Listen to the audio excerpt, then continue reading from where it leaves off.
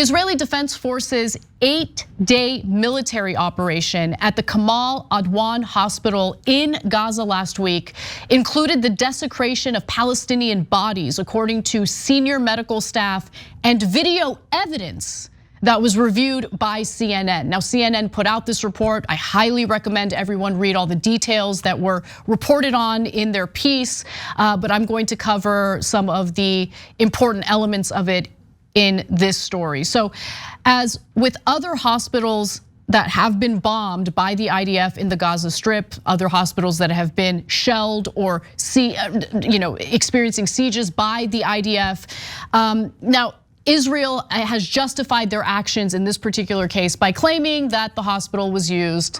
I mean, it's so repetitive. I feel like you already know what I'm gonna say.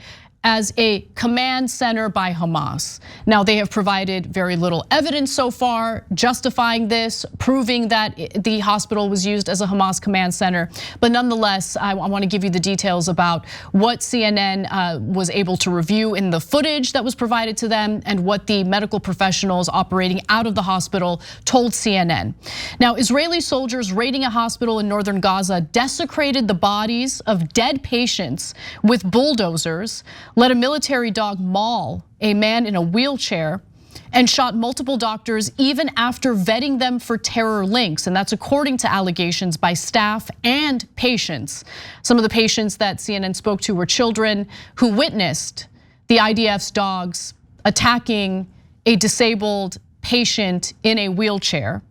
Now, I want to give you a timeline of the operation. The operation escalated on Monday, December 11th.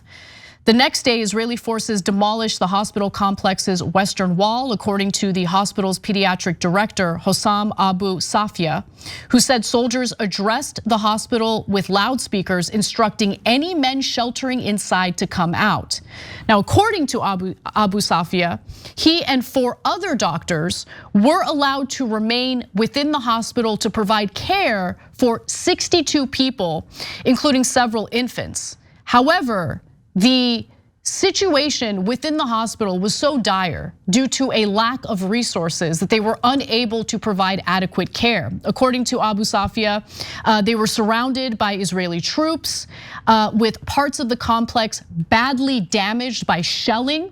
There was no care that he could offer, he said. The hospital was out of food, out of water, out of electricity, and milk for children, and hardly had any medicine left to provide adequate care to the remaining patients. Now, one of the nurses, Nurse Asma Tanish, recalls begging for water to no avail, she said. Israeli troops were half a meter away from us and surrounding us in the courtyard. We had no water, our throats were dry and we were thirsty and begging them just for a glass of water from the morning till evening, she said. Some children died during the Israeli operation at the hospital, she said, adding that nurses tried diluting milk with a salt solution to try to feed more of the hospital's youngest patients. Now, this should come as no surprise. This should not be shocking, considering Israel continues to severely limit the humanitarian aid going into the Gaza Strip. They're being denied food, they're being denied clean and safe drinking water. They're being denied medicine necessary to stay alive. And this is all happening as hospitals are being bombarded, as they're being severely damaged through shelling by the IDF. And so if they're unable to treat wounded patients, what are they supposed to do? What are the wounded patients supposed to do? There have been reports of children whose limbs have been amputated, and reporters have shown images of severe infections, of literal worms coming out of their wounds. This is barbarism. This is absolutely disgusting. But believe it or not, we haven't even gotten to the worst of this report. Among the most serious allegations is that as troops were leaving the hospital complex, they used bulldozers to dig up bodies that had been recently buried in a makeshift graveyard in the hospital's courtyard. So Abu Safia, the pediatric director that we heard from earlier, told CNN the following. The soldiers dug up the graves this morning and dragged the bodies with bulldozers, then crushed the bodies with the bulldozers. I have never seen such a thing before. Now, remember, there's a huge issue right now in the Gaza Strip when it comes to reporting, because journalists are not allowed to enter the Gaza Strip. They're not able to corroborate some of the claims being made. But CNN was able to corroborate the claims being made by looking at video evidence, and they make that clear in their reporting. Videos and images he shared with CNN show decomposing human remains scattered across the hospital grounds, CNN reports. The allegation was supported by the hospital's head of nursing, Eid Sabah, and another nurse, Asma Tanish, who we heard from earlier. Satellite imagery taken on December 15th, right before the IDF withdrew from the hospital complex, shows raised grounds outside the hospital complex, further corroborating the claims made by the medical professionals in the facility. The IDF also didn't directly deny the claims. As CNN reports, the IDF did not address the allegations directly when approached for comment by CNN, but acknowledged that it had carried out an operation at the hospital. Quote, the troops apprehended 80 terrorists, some of whom took part in the atrocious October 7th massacre, it said in a statement to CNN. I would take that with a grain of salt. I wouldn't believe anything the IDF says, just as I would not believe anything a Hamas militant says in regard to what's happening on the ground in Gaza. Take it with a grain of salt, especially when you consider the disinformation that's come out from the IDF, the lies that they have told in regard to the aerial bombardments that they've done against hospitals. They claim that the Al-Shifa hospital was being used as a Hamas command center. They provided no evidence of that. Even the Washington Post came out with its own analysis. They investigated the claims made by the IDF and said, no, the IDF has provided inadequate evidence to show that Hamas was operating a command center out of the Al-Shifa hospital, which would allow for the shelling and bombardment and raid of that hospital. Now, doctors were also shot at this particular hospital, as CNN reports. Dr. Ayman Rajab was released by soldiers after questioning and then shot in the chest as he tried to make his way back to the hospital, Abu Safia told CNN. He survived the shooting and returned to his displaced family. Another doctor was shot in the leg, and Abu Safia's own son was shot in the abdomen, he said. He also alleges that he himself became a target after IDF soldiers called him in the early morning hours on Friday. Following the IDF's orders, he found a wounded elderly man lying on the ground in front of the building. But as Abu Safia tried to approach the man, he says, the soldiers started firing at him. So the IDF calls on him to come outside and provide aid to a man who is severely wounded just outside the hospital. And as he listens to orders and tries to retrieve the man and bring him into the hospital to receive whatever treatment they can offer, however inadequate as it might be, he claims that IDF soldiers start shooting at him. Quote, the IDF shot at me and laughed and jeered. I escaped their gunfire, but they called me again and asked me to take the wounded elderly man lying on the ground inside again, he said. He finally brought the man inside, but it was too late. The man could not be treated in the hospital due to lack of medical resources and later died from his injuries, Abu Safia said. Now, for me, the most barbaric allegations have to do with the IDF sicking their dogs on patients within the hospital. And these claims were corroborated by children who are patients within the hospital. So apparently in another instance, Israeli military dogs wearing cameras were sent into the hospital for reconnaissance, and that's according to Abu Safia. One of the dogs attacked and mauled a wheelchair-bound elderly man before being called off. The man screamed in pain. Children and women cried from the horror of the scene. I couldn't help anyone. The scene was beyond nightmares. One of their soldiers came to take the dog and was laughing at the old man and what the dog did to him. Someone please explain to me how doing this is gonna keep Israel safe. Someone please explain to me how carrying out these atrocities is somehow going to assist Israel on the international stage.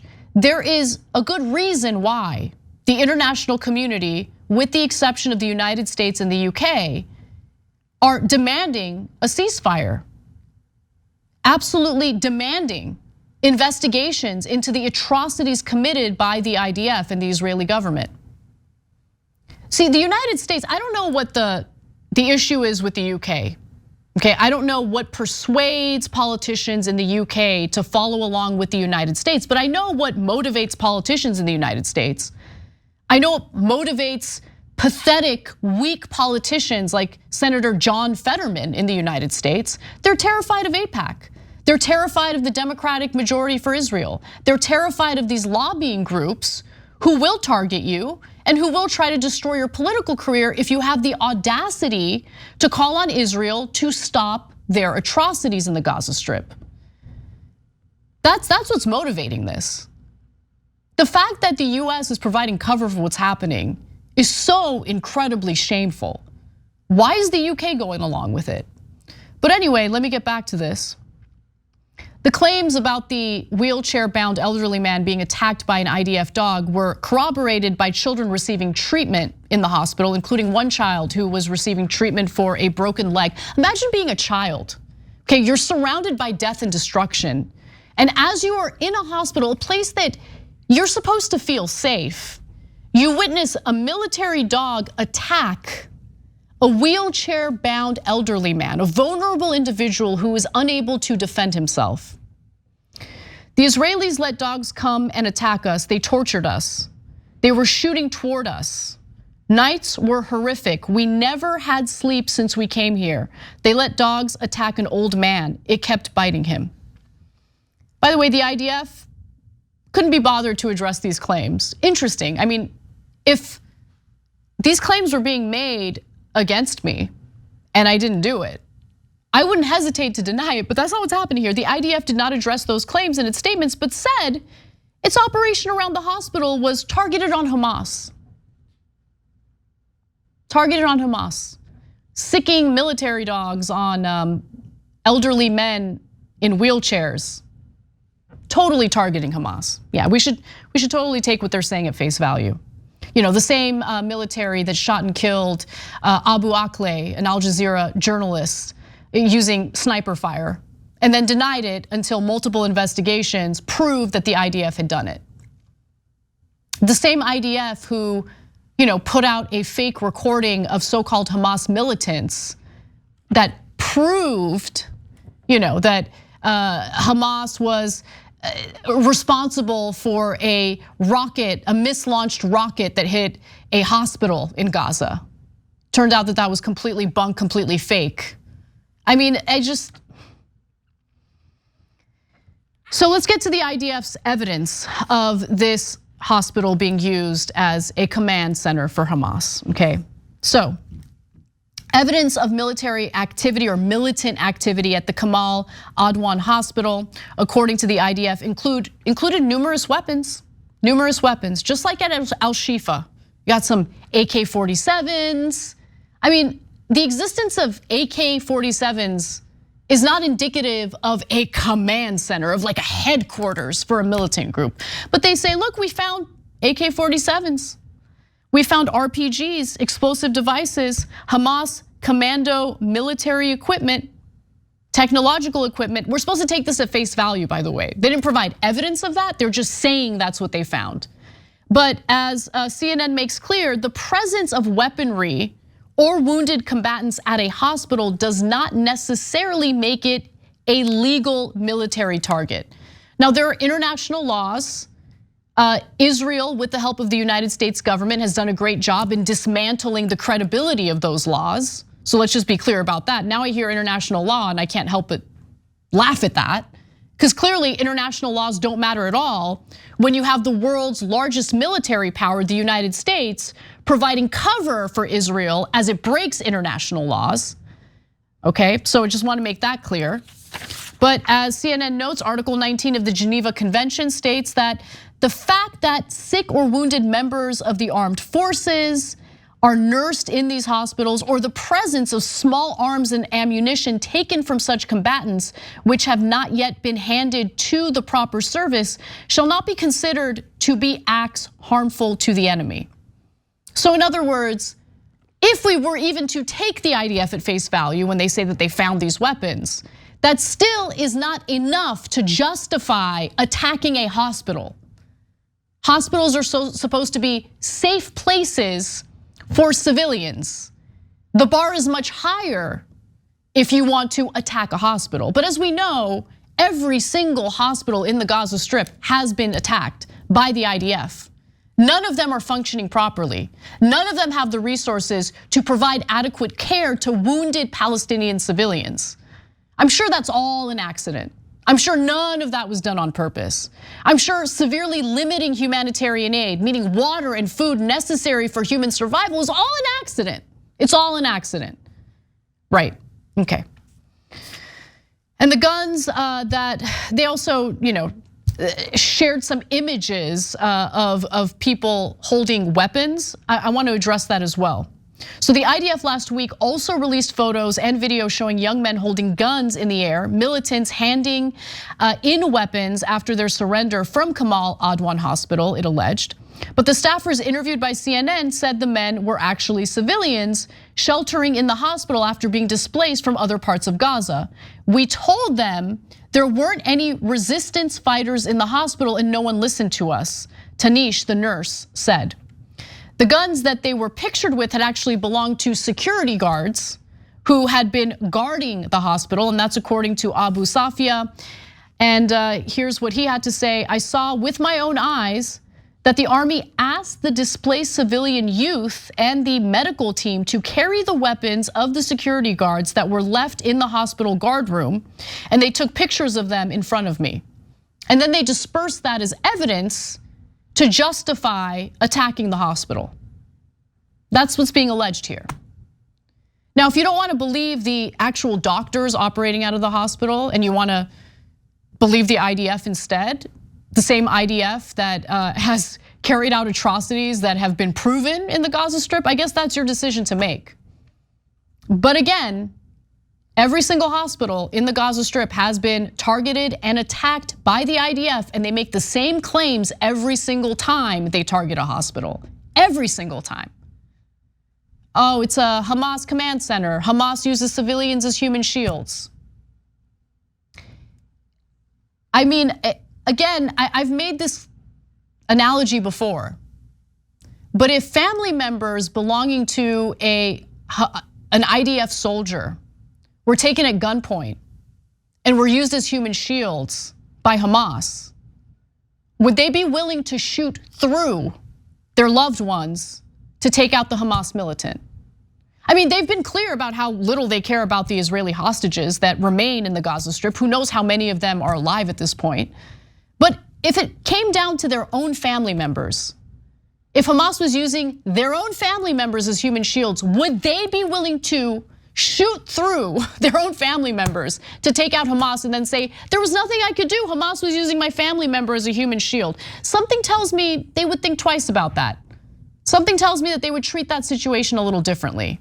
Something tells me that the disregard for human lives in the Gaza Strip is evident to everyone in the international community, with the exception of the governments in the United States and the UK.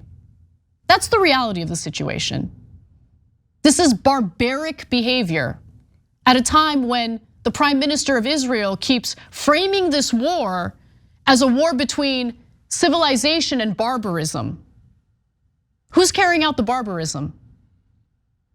It looks like the IDF to me. Thanks for watching the video, guys. We also love it if you hit the join button below, because that makes you a member, and members allow us to be independent, honest. We can be as progressive as we want, no corporate media influence, and that's all because of you guys. We love doing the show with our members. Hit the join button, become one of the Young Turks.